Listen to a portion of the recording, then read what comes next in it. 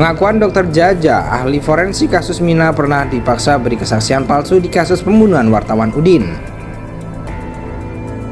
Dalam teknik penyidikan, ketika seseorang itu ditanya, kemudian dia melihat ke atas, itu seakan-akan sedang mengarang suatu cerita. Gue baru baca Tempo.co, jadi di sini tuh ada berita tentang Prof Edi ya. Kalian mungkin udah tahu kali ya, Prof Edi tuh kemarin emang sering banget kedengeran waktu kasusnya Jessica Wongso ke apalagi gitu. Jadi kali ini tuh kasusnya Pak Edi atau Prof Edi ini adalah dugaan gratifikasi guys, atau dugaan suap. Ini lagi diselidiki oleh KPK, kasusnya lagi dinaikin ke proses penyidikan. Tetapi surat penyidikannya itu memang belum, ya sekali lagi, belum ada surat penyidikan yang dikeluarkan dari KPK. Ini gue juga sambil baca ya, biar nggak misleading informasinya. Jadi kasus ini tuh bermula pada saat Ketua Indonesia Police Watch atau IPW, Sugeng Teguh Santoso. Jadi dia ngelaporin Prof Edi ini ke KPK di Maret 2023. Nah, Maret ini Pak Edi dilaporin, terus dia tuh diduga memperdagangkan kewenangannya dalam sengketa kepemilikan saham PT Citra Lampia Mandiri. Perusahaan ini tuh milik konsesi 2000 hektar tambang nikel di Luwu Timur, Sulawesi Selatan. Jadi Pak Edi ini diduga menerima suap 7 miliar melalui dua asistennya, Yosi Andika Mulyadi dan Yogi Ari Rukmana. Jadi nggak langsung, kalau di sini sih kalau aku nangkepnya nggak langsung ke rekeningnya Prof Edi, tapi lewat anak buahnya gitu, lewat asistennya. Tapi ini masih suspek ya guys, masih dugaan. Cuman gue nggak bisa ngandelin insting gue, takut salah ngomong. Ini dugaan ini beneran bener atau hanya sekedar dugaan, ya semoga hanya sekedar dugaan aja gitu. Tidak ada apa namanya bener-bener gratifikasi yang dilakukan oleh Prof Edi ini gitu bersama dua asistennya. Cuman kalau memang sampai iya, kok gue jadi suspek ke kasusnya Jessica Wongso ya.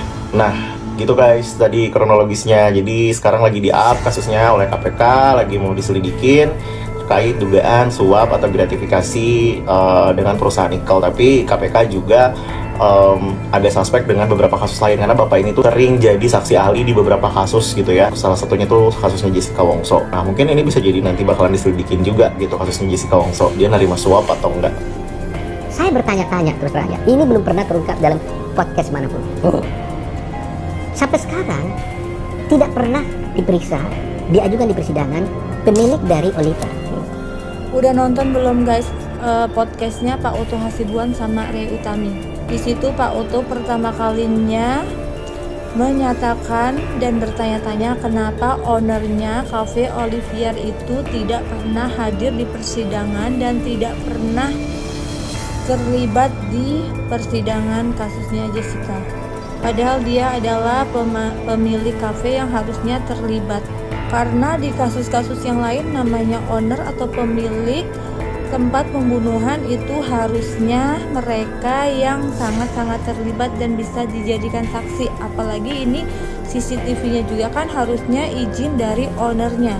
Itu adalah kejanggalan yang sampai sekarang tuh masih dipertanyakan.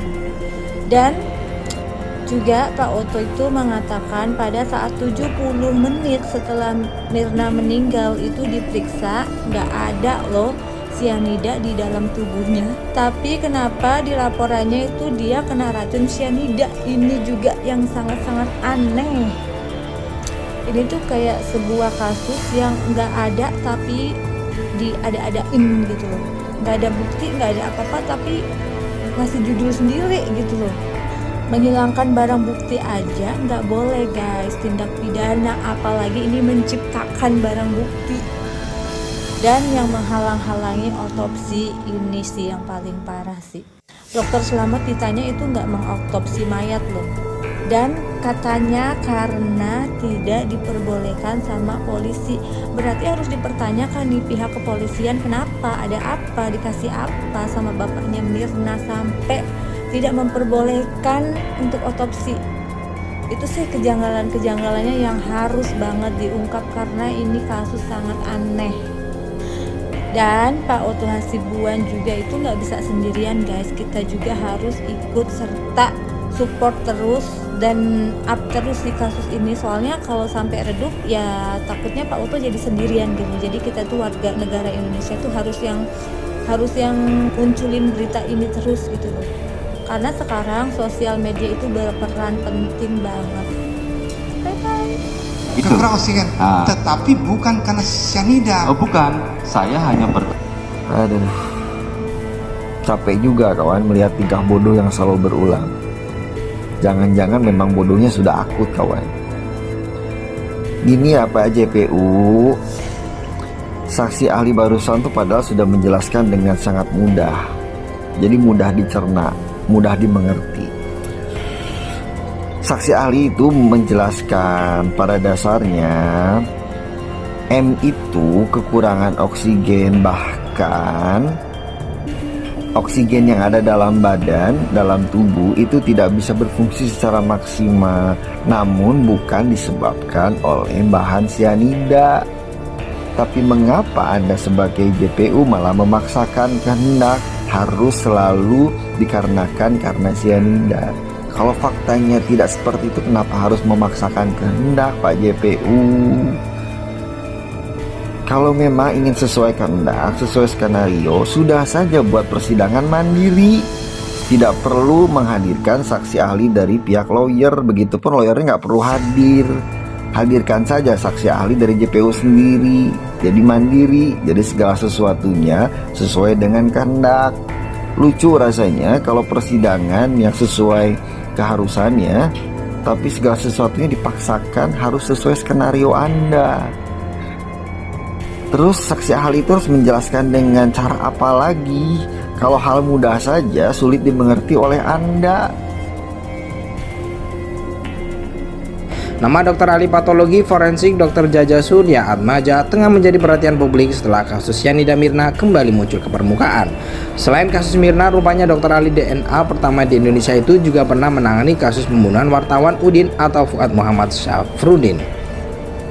Dosen senior di Universitas Indonesia itu mengaku pernah dimintai memberi kesaksian palsu di kasus pembunuhan wartawan Udin. Ia mengemukakan saat itu penyidik lebih dulu mengumumkan tersangka bernama Dwi Sumaji alias Iwi dalam skenario kasus perselingkuhan. Skenarionya polisi dia selingkuh ketahuan dan kemudian dia membunuh si Udin. Tapi wartawan tidak ada yang percaya, mereka bilang itu pasti bupati, ungkap Dr. Jaja dikutip melalui kanal YouTube Fanny Rose Official Jumat 13 bulan 10. Jaja kemudian mengungkapkan ada 3 bukti yang digunakan penyidik pada saat itu, yakni baju milik Udin, jaket milik Iwi, dan sebuah alat pukul yang semuanya memiliki noda darah. Bukti tersebut dibawa ke Inggris untuk kemudian melihat DNA darah tersebut. Nah, diperiksa di Inggris, periksa DNA waktu itu, saya sudah dokter, hasilnya darahnya sama. Namun penyidik kesulitan menghadirkan saksi ahli karena terkendala prosedur dan lain-lain. Akhirnya mereka mendatangkan ahli dari Indonesia yang kemudian muncullah nama Dr. Jaja atas rekomendasi salah satu profesor dari Universitas Gadjah Mada. Akhirnya si penyidik datang ke saya, dia bilang tolong dokter menjelaskan ini di pengadilan. Saya bilang saya nggak bisa menjelaskan hasil begini, apalagi itu untuk dijatuhkan putusan buat orang. Ya karena saya nggak periksa sendiri, saya mana tahu kan. Akhirnya dokter Jaja mengusulkan untuk memeriksa kembali barang bukti yang dimiliki penyidik. Dan pemeriksaan tersebut mendapatkan hasil yang sama seperti hasil lab di Inggris bahwa darah yang ada di ketiga bukti tersebut memang milik Udin. Saya maju ke pengadilan negeri Bantul. Sampai di sana kemudian saya pergi ke bawah ke sana, dijemput dan saya ditaruh di hotel yang jauh dari situ. Tiba-tiba saya dikerubutin sama orang-orang saya tidak tahu siapa, dan saya sendiri dikelilingi sekitar mungkin 20 orang. Saat itu Jaja mengatakan mereka berpesan agar dirinya memberikan pengakuan saat di pengadilan nanti, bahwa dari hasil pemeriksaan DNA tersebut membuktikan memang Iwi pelaku pembunuhan Udin dengan menggunakan alat pukul. Terus saya bilang, ya mohon maaf Pak ya, kebetulan kan saya dosen hukum kan, kalau dokter forensik cuma tahu faktanya. Fakta itu menunjukkan darah yang terdapat pada baju si Udin, baju si Iwi, dan ini berasal dari orang yang sama.